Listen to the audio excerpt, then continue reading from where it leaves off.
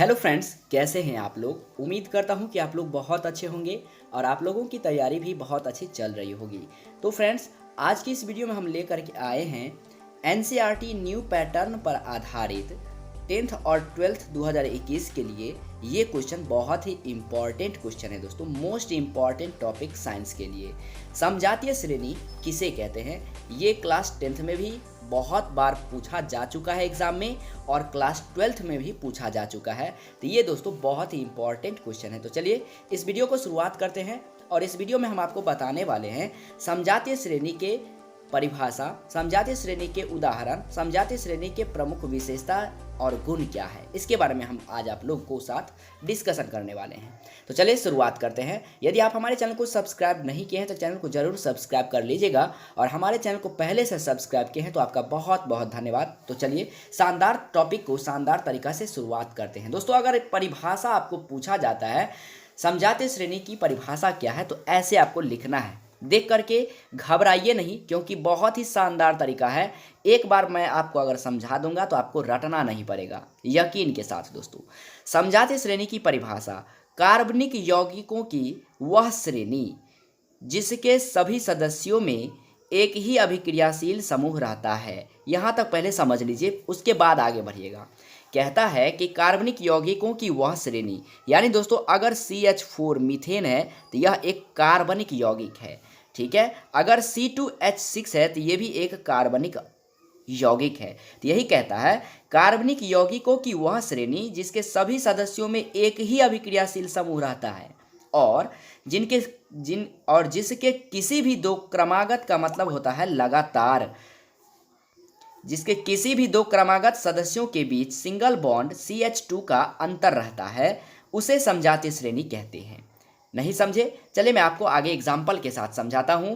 दोस्तों, इस श्रेणी के सदस्य जो होते हैं वह समजात अंग कहलाते हैं और इसका उदाहरण देखिए। सभी सदस्यों के बीच CH2 का अंतर होता है। देखिए, जैसे methane, ethane, propane, butane. Methane होता है CH4, एथेन C2H6, ठीक है, प्रोपेन C3H8, ब्यूटेन C4H10।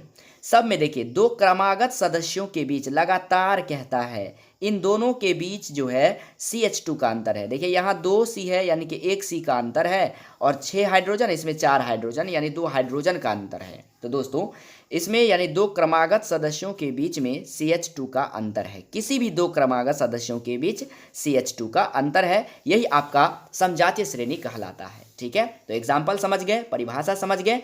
अब मैं आप लोगों को समजातीय श्रेणी की विशेषता और गुण के बारे में बताता हूं। दरअसल दोस्तों गुण और विशेषता जो होता है दोनों एक ही होता है, ठीक है। तो चलिए गुण और विशेषता को हम लोग देख लेते हैं।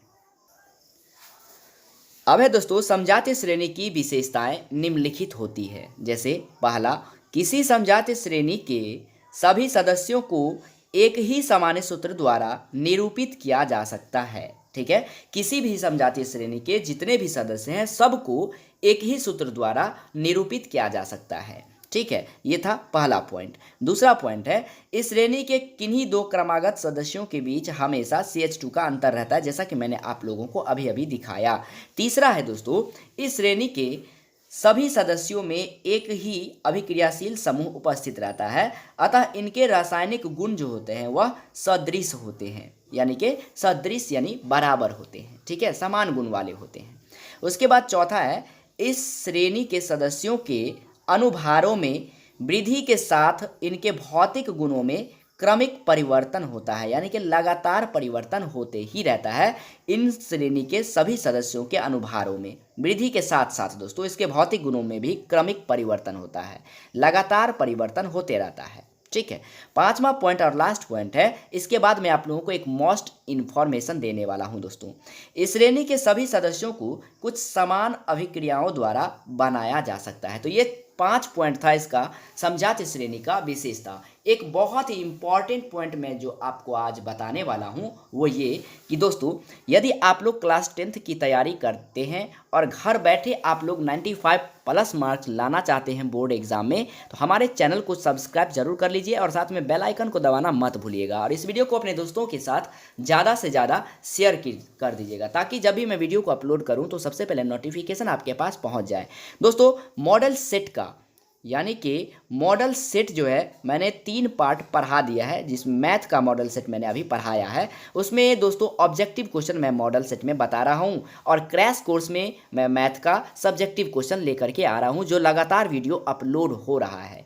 यदि आप लोग नहीं देखे हैं तो ज़रूर देख लीजिएगा, प्लेलिस्ट में मिल जाएगा, या फिर मैं नीचे डिस्क्रिप्शन बॉक्स में लिंक डाल दूंगा उस सारे टॉपिक का। यदि आप घर बैठे क्लास 10th की तैयारी करते हैं, चैप्टर वाइज तैयारी करना चाहते हैं दोस्तों, एक वीडियो में एक एक चैप्टर कंप्लीट है, तो आप लोग जाकर के नीचे डिस्क्रिप्शन बॉक्स में लिंक होगा, वहां से जाकर के देख लीजिएगा। हो सकता है आपका जो इंपॉर्टेंट टॉपिक आप खोज रहे हैं आपको देखने को एक ही बार में मिल जाए।